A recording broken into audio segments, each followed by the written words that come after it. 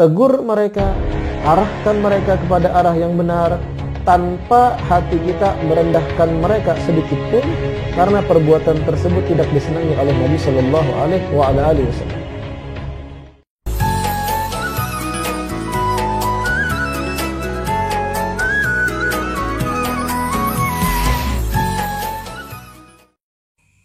Syekh Yusuf bin Ismail An-Nabhani di kitab beliau Asy-Syaraful Mu'abbad li Ali Muhammad bercerita tentang banyak keutamaan zuriat Nabi Muhammad sallallahu alaihi wasallam.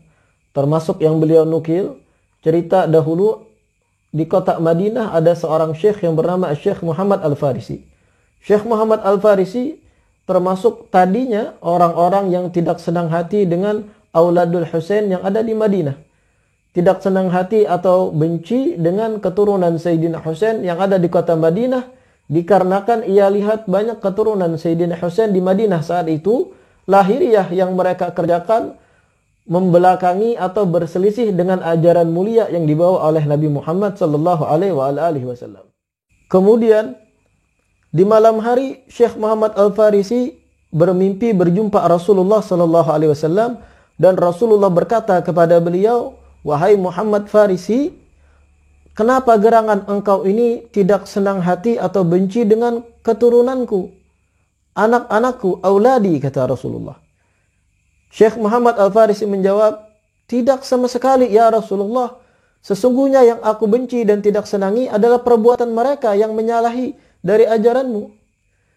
Nabi kemudian menjawab lagi dan mempaparkan satu permasalahan fikih yang umumnya diketahui oleh para ulama.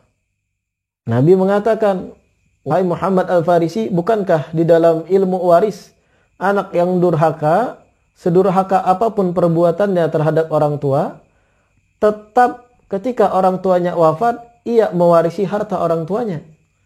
Syekh Muhammad Al-Farisi menjawab, "Iya ya Rasulullah." Nabi melanjutkan, "Begitu pula mereka anak cucuku yang engkau lihat. Mereka waladun aq, mereka adalah anak-anak yang durhaka. Mereka anak durhaka, namun tetap nisbat mereka bersambung kepada Rasulullah sallallahu alaihi wasallam." Itu yang dimaksud oleh Nabi. Syekh Muhammad Al-Farisi kemudian bercerita, "Setelah kejadian tersebut, tiap kali aku berjumpa dengan keturunan Sayyidina Husain yang ada di Madinah, balagtu fi ikramihi. Aku pun betul-betul memuliakan mereka karena merasa telah ditegur oleh Nabi sallallahu alaihi wasallam."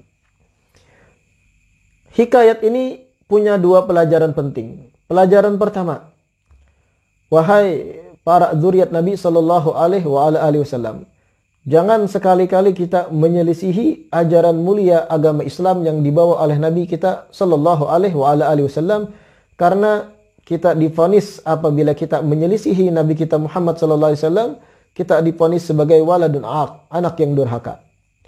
Pelajaran yang kedua, mereka-mereka dari kalangan umat Nabi sallallahu alaihi wasallam ketika melihat para zuriat Nabi, para habaib, perbuatannya tidak benar, perbuatannya menyelisihi sunnah dan ajaran Nabi sallallahu alaihi wasallam, maka tetap jaga adab, jaga tata krama, jaga hati dengan kita mengingat dan memandang nisbat yang ada pada diri mereka yang bersambung kepada Nabi sallallahu alaihi wasallam.